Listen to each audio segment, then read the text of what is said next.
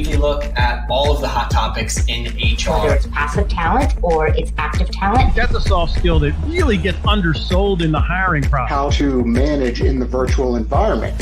You get a diverse cultured group of people. It's a win-win for everybody. More conversion from candidate lead. What does that look like in this new virtual world?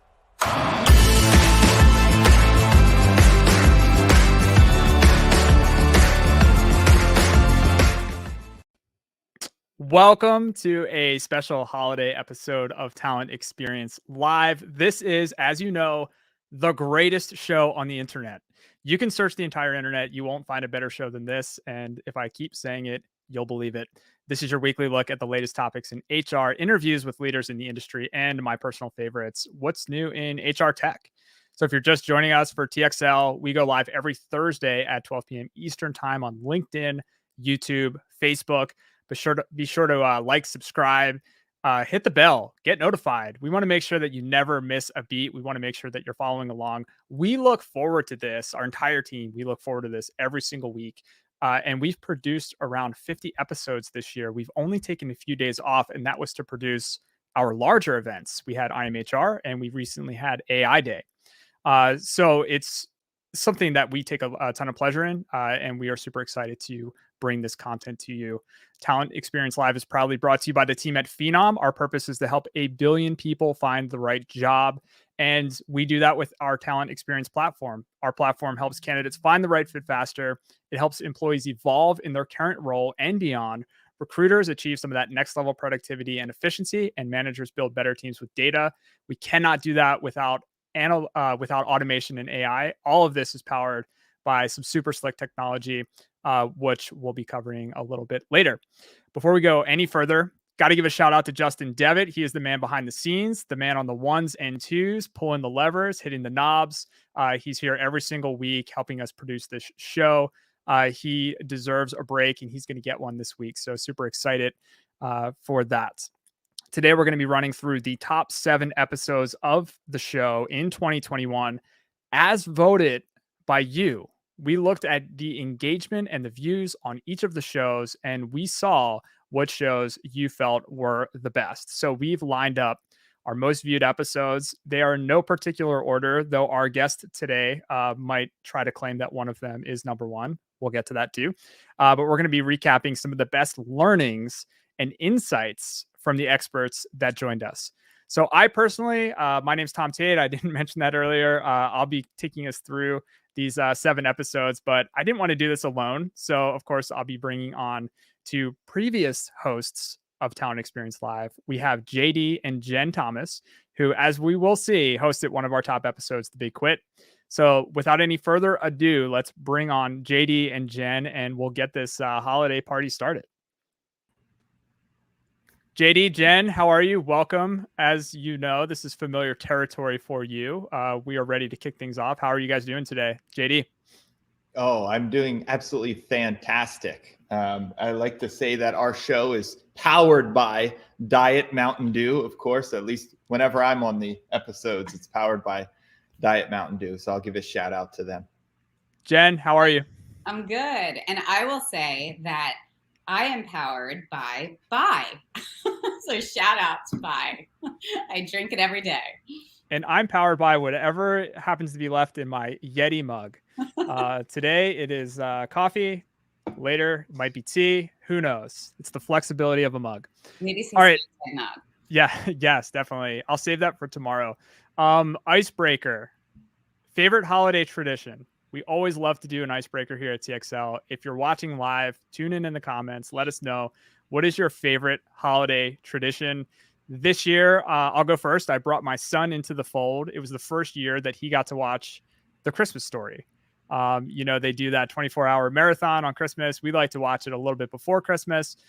Classic movie from the 80s. Really enjoyed watching it with him for the first time. JD, what is your favorite holiday tradition? Oh, I'm glad you asked, because I was dying to get a shot at the icebreaker here. And my favorite holiday tradition is, and this is consistent every year, it's waiting to the last minute to purchase any gifts, cards, stocking stuffers, anything that I actually need to do or want to get for folks. I wait till the last day and then I go get it and do it. I don't know if that sounds like a tradition or just procrastination.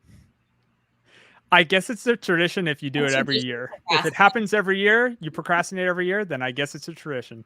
Look, I'm not the only one. I swear, I'm not the only one who has this. I guarantee there are folks who are catching and listening to us right now that also wait till the last minute. And if you want to label it procrastination, I'll accept it. Sure.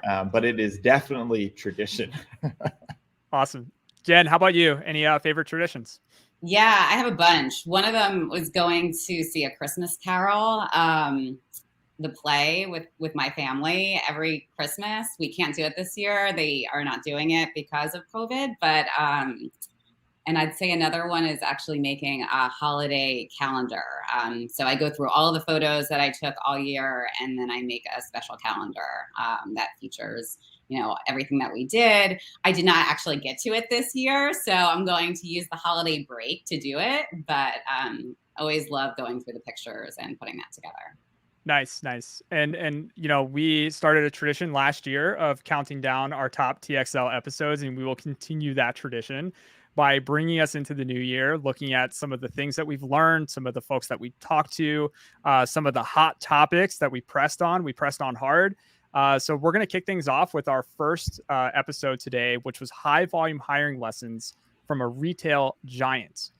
So this brought the Warehouse Group onto the show, and the Warehouse Group is indeed a retail giant, employing over 12,000 people across New Zealand. So they're located in New Zealand.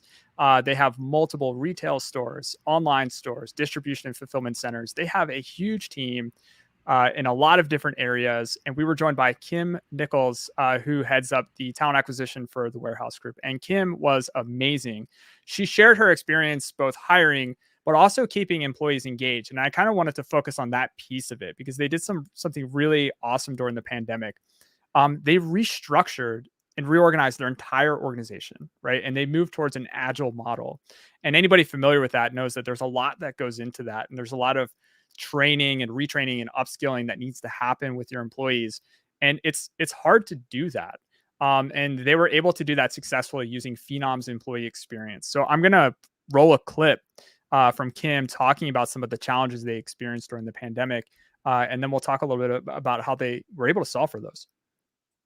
For us, we had a couple of major restructures that I mentioned last year. And for my team, we hired over 10,000 people versus 5,800 the year prior. And that was because a lot of that internal move recently just flipped into the world of agile, so company-wide agile, which is a completely different way of working, right? So we flipped the normal organizational chart and switched everything around. Sort of looking over the last year on top of that, really pushing the flexibility, work from home as much as we can. Obviously, that's easier said for our store support office.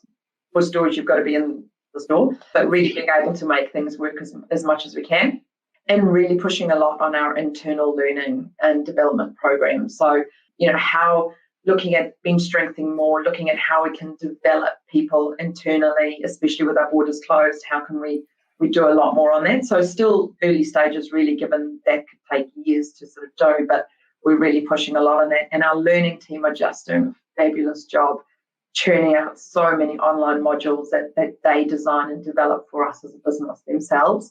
For example, Agile, all of the different Agile modules, and for us being able to sort of develop from there is sort of key for us.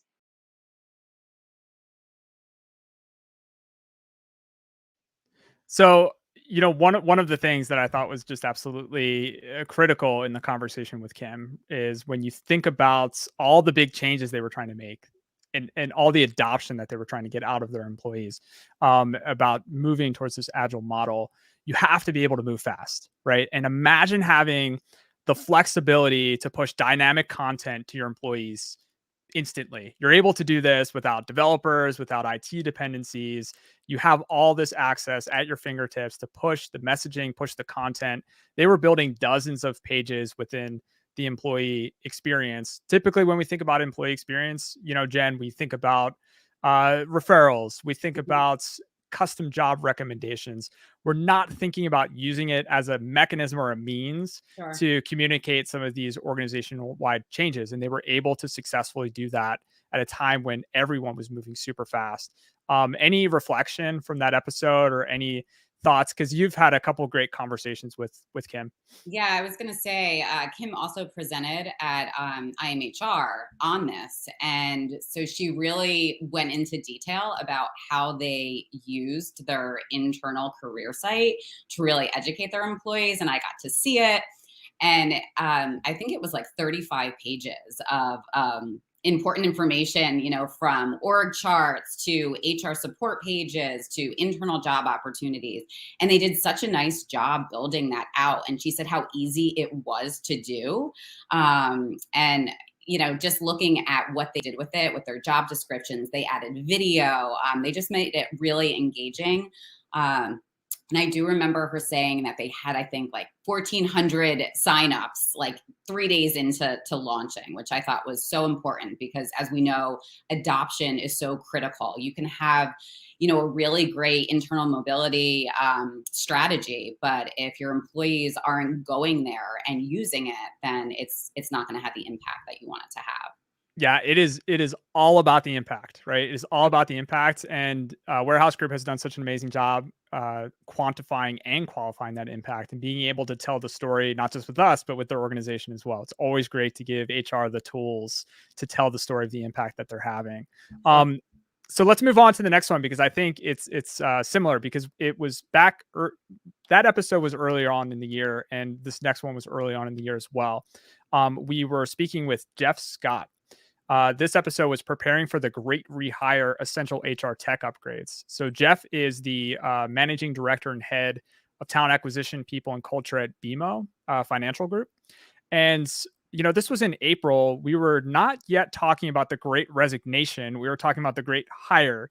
Now, the Great Resignation would come later, and a few other themes that we discuss, right?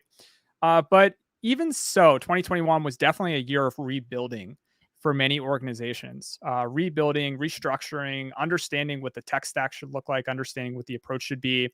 And even in the context of the Great Resignation, when people were resigning, a lot of times they were resigning to be hired somewhere else, so there was still the Great Resignation happening alongside the Great Rehire, even though the buzzword didn't take off and stick, as long as the resignation did, right?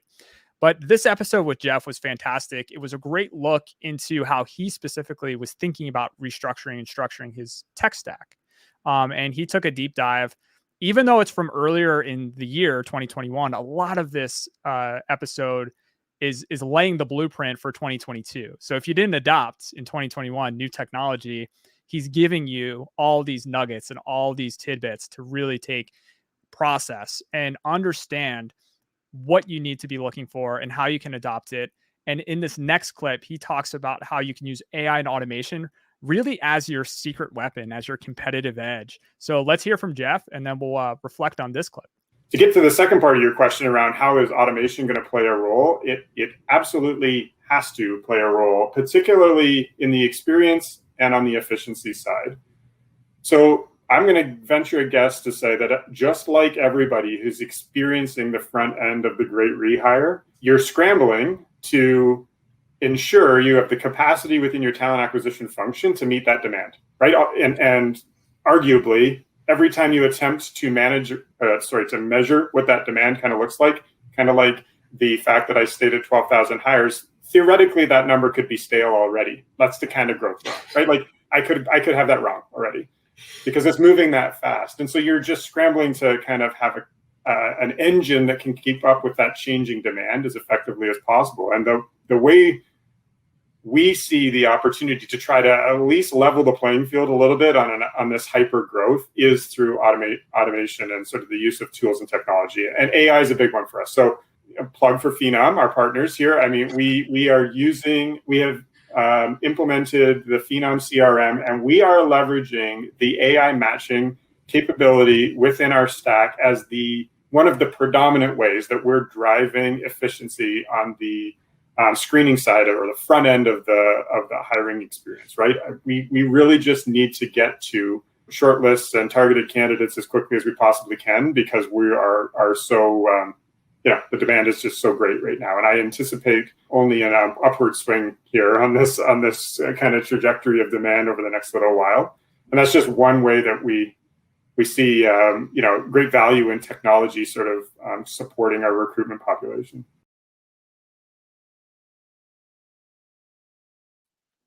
So, looking at the topsy-turvy world we're living in and all the hiring trends of 2021, and, JD, you and I, having sat through and participated in AI Day and learning so much from our experts on AI Day, it is impossible for me to imagine an enterprise not keeping up, with this technology and not implementing. What's your hot take on Jeff's comments? What are your thoughts on kind of the necessity, I guess, of AI and automation to keep up with some of the acceleration happening? So I think what I appreciated most about Jeff was his leaning forward to say, look, this is not going to be easy. We're going to run into challenges, and those challenges are going to change very quickly. But the one thing he felt confident that was going to be constant was that the demand for rehiring talent was going to be high, and the concern with how they were going to handle or manage and deal with that. How were they going to serve the business? So he was reflecting and sharing that this is where he sees the advantage of having actually really good tech. To what I would underscore is to make his team of recruiters, which may fluctuate in size, but his team of recruiters productive and efficient with their time. So how can you use the features of AI-based technology, such as a fit score or an engagement score, the matching capabilities of matching candidates to open roles and being pretty accurate about that, in order for recruiters to actually spend time with the most qualified candidates immediately versus chasing thousands of candidates for any given open role. So that's kind of the direction I felt like he was leaning forward on. I loved it because it was a bit of openness to say, this isn't easy. This is actually pretty hard to do, and it's not certain, but you need to be able to leverage technology to augment, to help what processes you have in place already as a team. Yeah. A theme that came up at AI Day was that race to engage, right? It's not about the war for talent anymore. It's about the race to engage. And I thought that was so poignant. And I think when we're thinking about what you're mentioning, which was identifying not the thousands of candidates, but the right candidates that you need to engage with, and you need to engage with now, because of the acceleration, because how fast things are moving, and the demand is there, and even for candidates, the demand is there for them as well, right? So there's plenty of opportunity for them, as we've spoken about in many episodes this year. So up next, we had another great episode talking about demand, talking about niching down, talking about getting hyper focused with specific roles. We spoke to Fraser O'Donnell. So this episode was filling mission critical jobs with innovative campaigns. And Fraser is the head of talent acquisition in Canada at a global aerospace and defense technology company called L3Harris. They are a leader in the field. And when you work for a global aerospace and defense technology company, you're responsible for hiring very, very specific, hard to find people. Like, these roles are very hyper focused and they require specific skills. There aren't thousands and thousands and thousands of people who can do these very specific jobs. So Fraser has some really clear insights and tactics that he uses using Phenom and using the CRM to nurture talent pools quickly, to engage top candidates as fast as possible, and really to shorten the hiring process for these hard to fill roles. His record, he said, was 4 days. For a challenging role, for a difficult role, that was pretty impressive. So we're going to run a clip to see how he does this. He uses a combination of automation and lead nurturing, and it's pretty impressive. So let's check out this clip from Fraser, and let's roll it. Recruiting is marketing now. And the way that we go about in a lot of our campaigns is taking a full-on marketing approach to it. The kind of talent that we're looking for, and I'm sure a lot of people who are listening to this, maybe in the same boat, depending on what their industry is, really staying away from the generalization part and really being a lot more direct and more relevant to that specific talent group. And then from there, using the more sort of specialized or one-on-one campaigns to them. Part of it was timing. Part of it was, just making sure that we were targeting the right audience with the right message.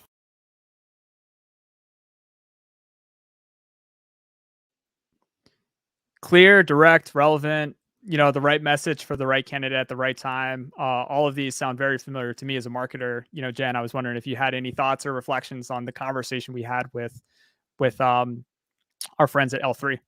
Sure. Yeah, I remember his episode vividly because I was so interested in the roles that they were filling and how hard it must be because of the specific nature of everything. But something that really did stand out to me was he had further expanded in our conversation about how they were looking to stand out to candidates and, really treating subject lines more like a headline that was very specifically targeted to the candidate, engaging them with something that really catches the eye. If they could use a video for a job description, that would be one way of standing out. Really showcasing the employee value propositions, even personalized maps he had talked about. I remember how if somebody was going into an office for an interview, having that level of detail to just go the extra mile for the candidate really cuts through the noise and the clutter and makes you stand out. I think he had also talked about engaging silver medalists and how effective it was to be able to, especially when you're hiring for niche roles like that, being able to retarget people who might not have been a fit, for one role, but sending them an email saying, or a text saying, hey, we have a role that's open now that I think you would be perfect for. So those were all things that stood out from that episode to me, for sure. Yeah. I mean, maintaining that engagement, right, Mm-hmm. is so critical. It's not one and done, Right. like, hey, are you interested? No. Okay. Talk to you never. It's Yeah. continuing the conversation. And he brought up a ton of great points, and he's using automation. He's using some really interesting campaigns there. So if you're interested in kind of the recruitment marketing aspect of it, check out that replay. It's a good one. Yeah. So, Tom, we also heard not even in his interview, but we heard the theme of personalization so many times in 2021, so many times. And he did specifically mention timing. And what we learned from organizations that are in healthcare, if you're trying to recruit nurses, hit them when you think they're going on breaks or shift changes, right? Get your email campaigns, especially, wait for it, get your text campaigns out to who you're trying to target when you think they're on a break. Then they can actually get that text and take an immediate action. Because anymore, it's not about, they get a text, they have to wait to get in front of a laptop or desktop to check out the career site. No, you can do everything on mobile now. So with the text to applying or with checking out a role via a bot and applying that way, if you can catch the person you're trying to get to in the moment where they actually can do something, it can be so powerful. And he's alluding to some of that, but we also saw that trend across most organizations, especially healthcare. Especially, yeah. Meeting candidates where they're at, for sure, I think is really important. Yeah, and we had guests, who walked us through those very specific campaigns and those strategies, those tactics that they're using. Incredibly important. I think a lot of people who have been in the game for a while, when they think about personalization, they are directly thinking about campaigns. They're thinking about personalized emails. They're thinking about personalized SMS text messaging. Super critical. But what we're starting to see come into the fold is personalized content, dynamic content, having a career site that will dynamically change based on who you are and where you are in the journey. And for the first time, we're really starting to see personalized video content being able to be displayed on the career site. If I'm interested in marketing roles, I'm seeing a video testimonial from a marketer, You know, if I'm on a page that talks about benefits, I'm seeing a video testimonial from the HR team talking about the awesome benefits that are relevant to me, right? It's all about being direct and relevant, just like we just saw in the previous clip, right? And now we're starting to see the ability to do that with video. And that brings us right into our next episode. So if content is king, then video is thy royal scepter. You know, like video is the thing that you are able to hold up, right? And showcase, you know, who you are and who your organization is. And I think we've plunged so deep into the digital age the past few years with Zoom calls, TikTok. JD, I know you spent some time, you know, scrolling through TikTok, and you've been engaged swiping through TikTok, right? That's the move. Video-based interviewing is now coming into the fold for HR, and it's not going anywhere. It's not going anywhere. Digital natives are our next hires, you know, and they speak in video. This is how we communicate now, you know, and I think it's important for employers to show and tell using all the tools that we have at our disposal, and video is one of those top tools. So in this episode, we heard from Mick, who was the former senior director of talent acquisition, and Andrew, talent acquisition lead of sourcing at Lifetime Fitness. And they're using some incredible products, you know, here at Phenom, but they're using them very strategically to engage their audience through their career site and really tell their story around some super core topics, DE&I, benefits, employee engagement. So let's run a quick clip from Lifetime, and then we'll talk about the importance of video. It's really the process that has changed. You know, I think in the past, you've got to book studio time and the right people to help you film and edit videos. And the way that it's changed for us with this platform is how easy it is to, you know, once you know the system, create a shareable link and get that out to, you know, our team members. So we've been implementing that a lot here lately. And Mick, I know that you are on some of these videos, specifically on your military page. So how did that process work? What did it look like? Yeah, so like Andrew said, we've changed a lot. I mean, we had to pre-pandemic book studio time and get scripts prepared and you know, do all of the work and schedule time. So it was a lot of logistics, but we know how engaging video is, and you know how it's really changed us with the functionality that we're using with Phenom. Just the ease of use and the ability to do things on the fly without having to fly people in, schedule time, book a studio room, have the right, you know, equipment, all of that. So this really cleared up and has made things. It's really facilitated an ease of use model for us to scale more and more video.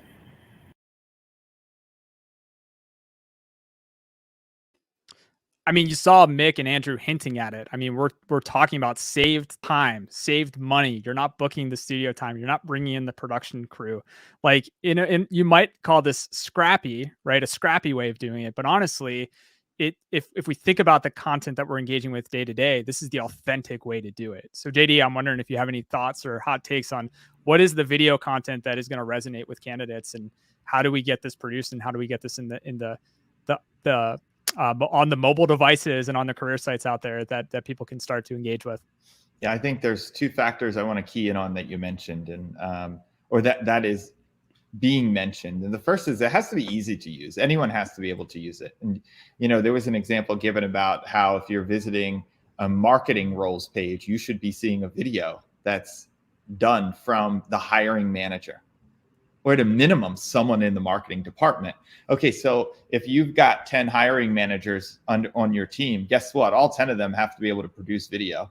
They have to be able to do some small editing and then get that up onto a site for you to be able to attract candidates.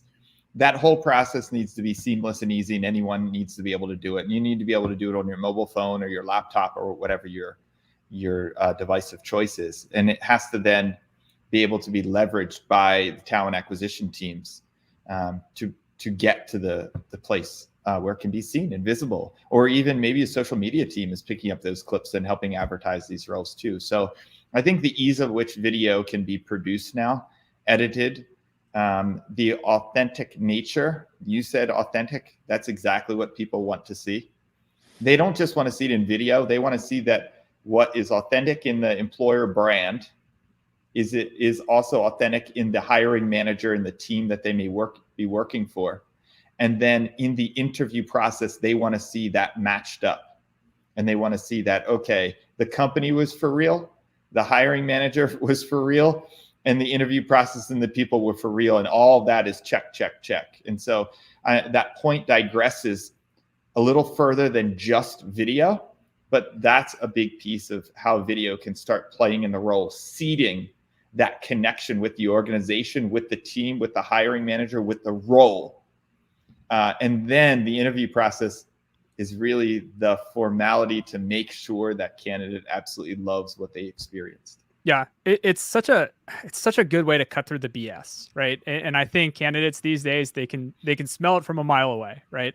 And I think when you have the authenticity of an individual talking about what's important to them, and in a way communicating what's important to the candidate or the employee, it just resonates. And I think that is a good segue into our next top episode, talking about authenticity. We have one of the most authentic individuals that we've had on the show all year, and that was Colleen Stratton.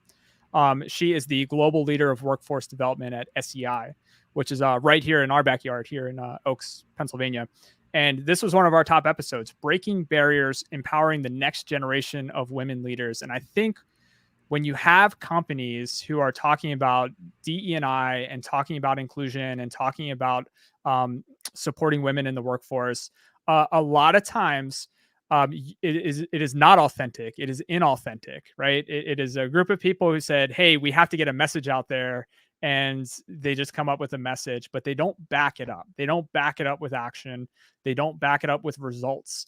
And Colleen couldn't be any more the opposite of that, right? Colleen was this incredible data-driven leader. She came on the show. She talked about her strategies, her tactics, but she brought with her the data to show the results. And she also brought with her all of the tools that she's using at her disposal to make sure that everything is trackable, quantifiable, so that she's not just talking the talk, she's walking the walk, right? So let's roll this quick clip from Colleen.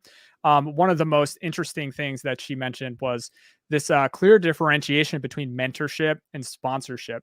I think a lot of times we conflate the two, and she had a really good response for kind of how we should be thinking about it. So let's roll this clip from Colleen. We learned this through our focus groups after we did the survey. Our employees would always say we want a mentorship program, but when we scratched at that a little bit, it wasn't really mentorship that they were looking at, it was sponsorship. And the difference is that a sponsor is somebody that will represent you and put you forward for opportunities as they present themselves to them. That's very different than someone giving you counsel and advice for you to consider when you're contemplating what you should do next. Right. So I have personal mentors. I had, the first woman that took care of my kids in her home had 6 kids, and she had been through everything. And I considered her my mom mentor, right? Anything that was wrong with my kids, I would call her up and I would listen to what she had to say, because she just had such a great perspective, having raised 6 successful kids. Yeah. I was just trying to do one, at the time, which was overwhelming. And then, I have another mentor. I don't think she's on the phone, but her name is Merle Holman, who I've met recently, and she's in her 80s. She'd probably kill me for saying that. She doesn't like people to know, because she does not look like she's in her 80s. But, she grew up in such a different time for me. When I get personally frustrated with how slow things may be advancing for women, Merle's the person I call, because I want to have lunch with Merle and I want her to remind me that she didn't even have maternity leave when she had her kids. That her boss actually told her she wasn't going to have a job if she decided to have a baby. So it's really important for me to put that, I'm an older woman, but it's important for me to put that in perspective, because we have really advanced significantly in Merle's mind. We have done a lot of advancement as a society and within our organizations. So that is mentorship. That's not sponsorship. Sponsorship is what my current boss does for me, which is say, Colleen needs to be, recently with COVID, we had a strategic committee that was formed called the Bring Back Committee. And my boss said, Colleen needs to be on that Bring Back Committee. That's a real life example of sponsorship, of somebody saying that you are the person that should be considered for different opportunities, and then working with you to make sure that you're ready to take on those opportunities.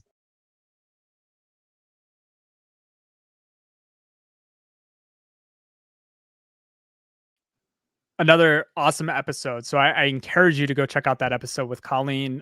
One of my favorite types of guests on the show are the guests who bring the data, they bring the strategies, but they bring the stories, right? Because that's what I think compels us and what helps it make it real for us, right? And she did such a good job bringing that. But I wanna take a second just to transition to the next episode, because this is the moment that I've been waiting for, the moment we've all been waiting for, which is the big quit. Right. The big quit was probably one of our most popular episodes. I want to say it was number one. But I don't want to give JD the satisfaction of saying it was number one without really going through and vetting the numbers. I want to make sure that it was a fair count. But it looks on paper to be our top episode of the year. The big quit, why we need it and what we can learn. It was a controversial topic, when so many people were voicing their opinions on the Great Resignation and a lot of the movement and mobility that we were seeing. So JD, what was the impetus for this episode? I think this was your idea, right, to really push this episode forward. What were your thoughts and what made you decide to really bring this to the show? I actually think it was the world's idea. Sure. The world's idea of this, the big quit. We had fun with this episode. Jenn and I had fun. We went into it, right? It was a touchy topic. Why? Why is it a touchy topic?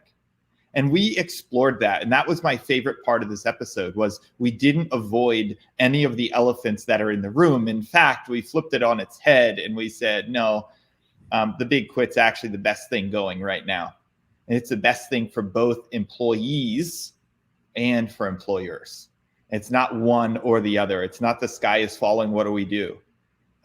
In fact, both sides could have said the sky is falling. Both sides could have said, hey, this is an amazing opportunity, and it continues to happen. So my favorite part about this is we didn't avoid any of the taboo topics related to quitting. In fact, we got on and we said, people are going to quit, and that's good. Why? Because some of the individuals quitting are not aligned with where the company is right now. So they may have joined a year ago, they may have joined 3 years ago, 5 years ago, 3 months ago. It didn't matter timeline.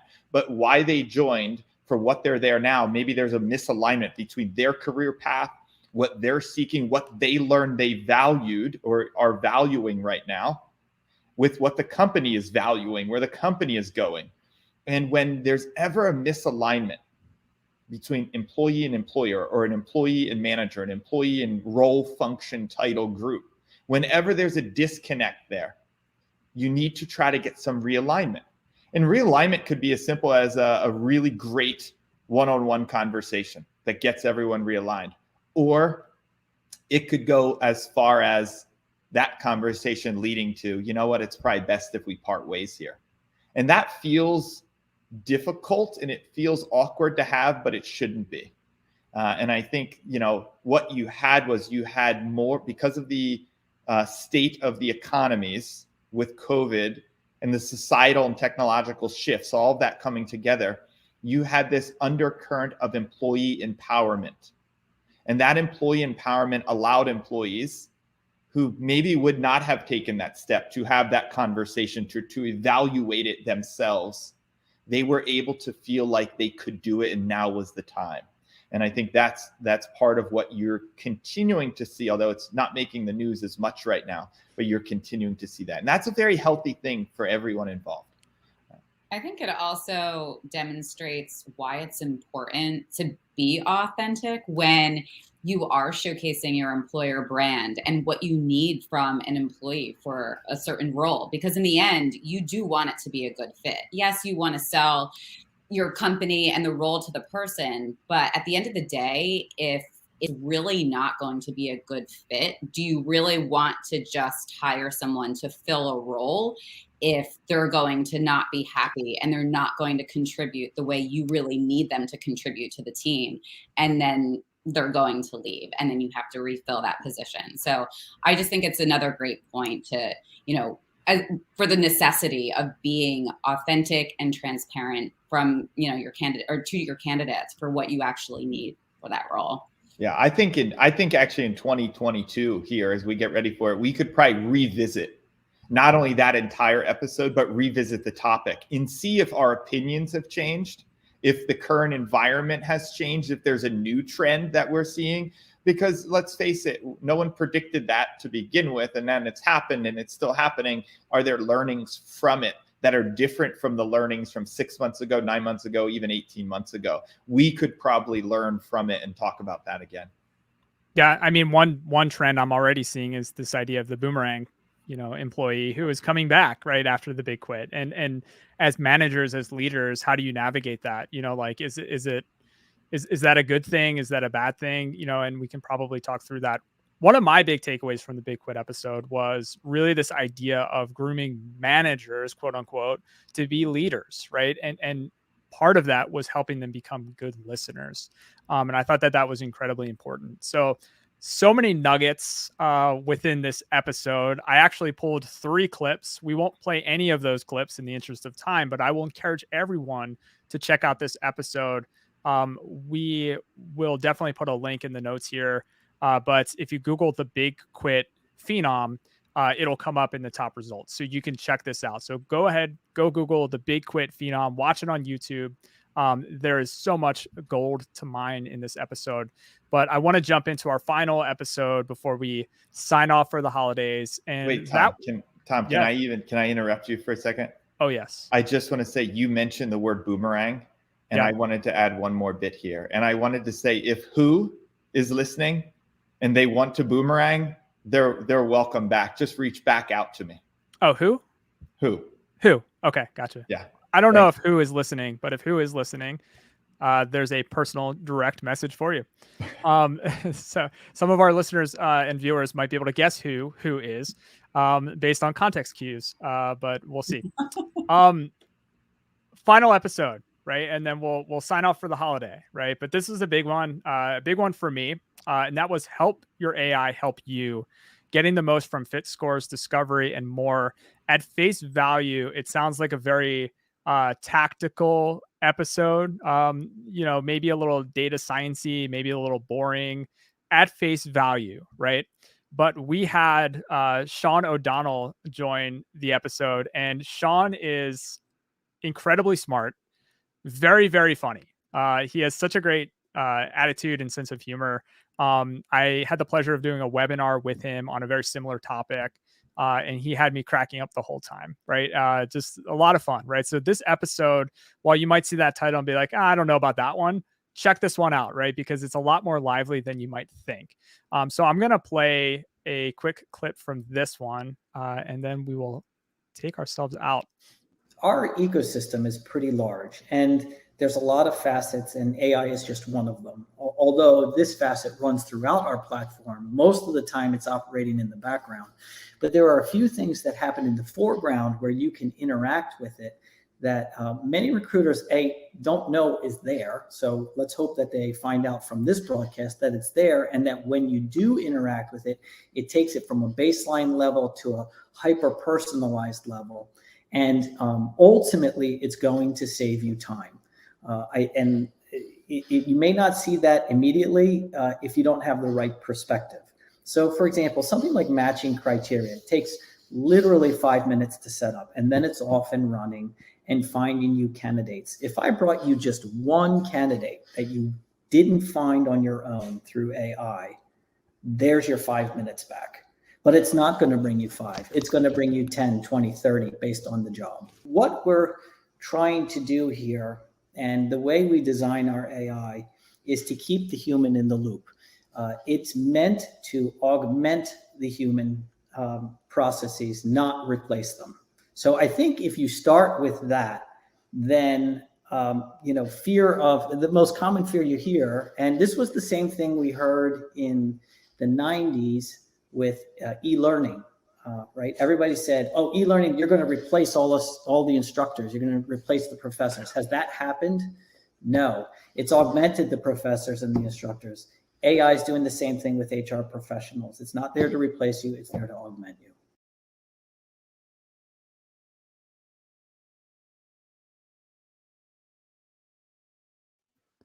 So there are so many misconceptions about AI, and I think Sean just does such a great job clearing those up. And we went so much deeper into AI with our recent AI Day, Phenom AI Day on December 9th. And, You can go to ai.phenom.com right now and you can watch a full replay of that.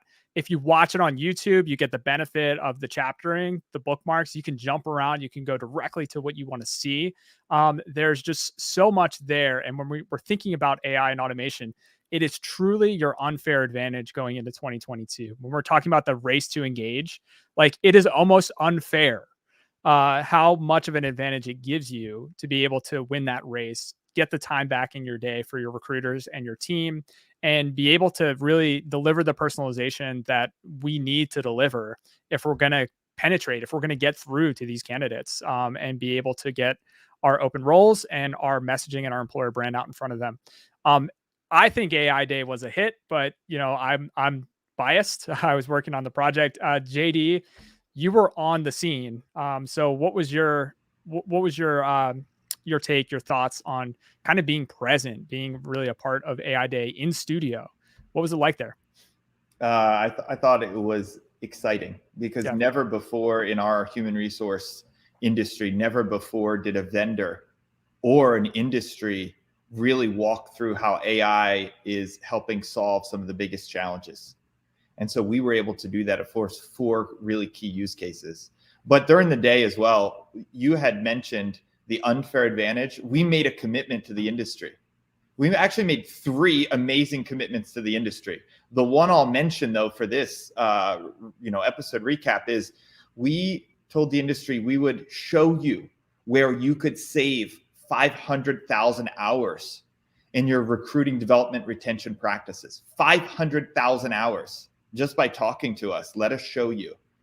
Another commitment was around helping HR industry or practitioners learn about AI. And so we were going to, in the next 2 years, train and certify 250,000 professionals in the use of AI technology. Why? All of that goes to the reason of you need to have the expertise and you need to know how to apply it. And it's not something that you can just wake up one day and go, oh, I know how to do that. No, you actually have to get walked through with an expert and with companies that have done this with hundreds of other companies. And so that is what I thought was very energetic recap outside of the 4 use cases that we really explored in depth. Because you have to remember, Tom, the day, it was over 3 hours of live content. We had over 15 demos. We demoed over 15 different instances of where AI and our product solves, challenges for the industry. And I think there was over a dozen data scientists and experts that spoke too. So it was a big day, but it's the 500,000 hours we can help save a company if they just reach out to us, which I thought was one of the biggest exciting takeaways. And we cut content. Like we actually cut content from the day that we had originally planned we were going to showcase. So your 15 demos, all of it was live. We had 4 core topics, 3 major announcements, and we cut content. It was pretty crazy. Jen, you were in the quote unquote war room on site. How was that experience for you being able to participate in AI Day? Yeah, it was exciting. Getting to be there live and trying to get, posts about what was going on social. We had a live blog going that was detailing everything as it was happening. And what I'm most excited about is actually leveraging all the content that we got from that day and, using it in our blogs and really making sure that people understand, what we were talking about there. So that they can better understand our AI and, our systems of intelligence here at Phenom. I can guarantee you have not heard the last of AI and automation, not just from Phenom, but from the industry. So if you want to stay on top of this, if you want to be on that cutting edge, be sure to subscribe to Phenom. We're here for you. We are here for you. LinkedIn, YouTube, hit the notification bell, make sure that you're getting all of our live streams because we're going to keep tackling this topic.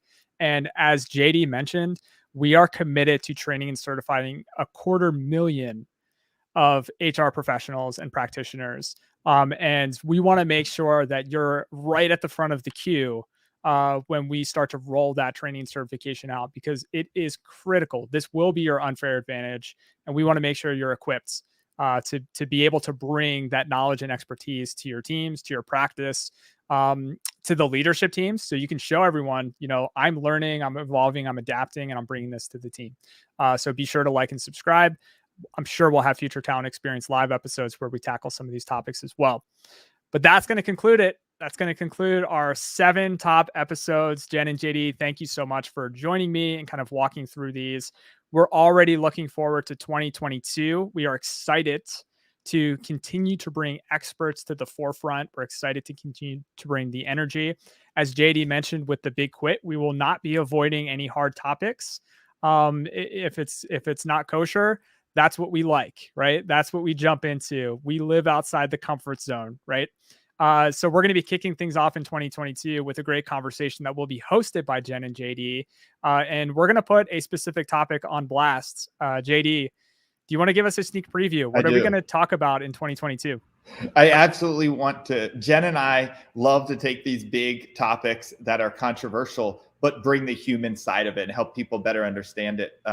So what we found on Reddit, on LinkedIn, on all the channels that everyone's hanging out with, we found that there's a crock to unlimited PTO.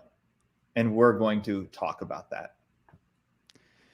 Jenn, are you excited for this one or are you nervous? I'm trying to read the room. I'm really excited. I'm more excited about this one than I was for the big quit, and that's saying something. So yeah, I'm super excited. I'm fired up about this topic. So I'm excited to see your energy come through and really see you dismantle the crock of unlimited PTO, which, I've been banging that drum for a bit. Very fitting on this eve of PTO that many of us will be taking through the holidays. So very fitting that we will return to start to analyze the crock of PTO. So Tom, you want me to? I'll start now. Right now. I'll start it. Like, use it or lose it. How many people listening right now to this show are in a situation where they've heard the term use it or lose it? What the heck does that even mean? Oh, you have vacation time. Okay, did you need vacation time? Nah, I felt like I took a lot of vacation this year. Like, I feel rested still. I don't need to take more. Yeah, but you're going to lose the time if you don't take it. What are you going to lose? Are you going to lose your time? Did you need the time earlier this year? Do you need it now? I don't feel like I need it now. But you have to take... Cut them off. Yep. I'll keep going. No, this is it. Like, this is what we need to talk about. And these are the hot topics that we're going to cover on TXL all year in 2022. Because it's important and organizations need to have these conversations because a lot of those archaic things, use it or lose it, is an archaic thing. It should be a thing of the past, right? And even as companies are diving into unlimited PTO, quote unquote, a thing of the future, they have to do it with caution and intention, right? And understand what it is that they're actually stepping into, which, as I'm assuming, you will dismantle as a problem. So I'm excited. We're gonna dismantle it. We won't let all the cats out of the bag, and I love cats, by the way. But there's a new policy in town. It's called "You need it, you take it." Love it. Yep. What an amazing concept! You need it, you take it. Yep. Let's get into it. Right. So join us in January. We'll be there. Right. Hopefully you won't be on PTO. Hopefully you won't be using it, or else you'll lose it. And you'll actually be able to join us in 2022 as we tackle this topic. So again, LinkedIn, YouTube, Facebook, like us, follow us. That's where we go live every Thursday at 12 p.m. Thank you to all of those who tuned in. I hope that you have a fantastic, healthy, happy, safe holiday. I know a lot of our traditions have been thwarted. Hopefully you're able to hang on to a few of those traditions. Hopefully you're able to form some new ones, have some fun, enjoy some PTO, hopefully at your own will, hopefully you're not using it just so you don't lose it. But thank you all for your time and attention. This has been another great episode of Talent Experience Live. JD, Jenn, you're amazing. Thank you. Have a happy new year. We'll see you in 2022. That's a wrap.